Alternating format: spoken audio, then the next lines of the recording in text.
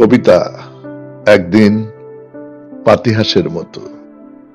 কলমে নবনীতা দেবসেন, উচ্চারণে সুরজিৎ দাস।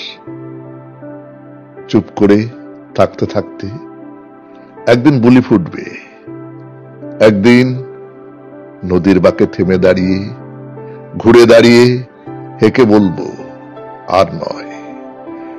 সূর্য পাটেই নামুক আর শিওরেই জ্বলুক, আমি বলবো, আর নয়। তখন গাছ গাছালি, ঘাস পাতায় শিরশিরিয়ে হাওয়া উঠবে। সমস্ত তিক্ততা, সব রুক্ষতা পারদের মতো ভারী হয়ে গড়িয়ে যাবে।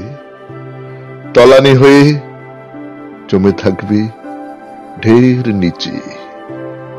বালি, পাথর, কাকরের গায়ে গা মিলিয়ে উপরে খেলবে হালকা স্বচ্ছতার স্রোত।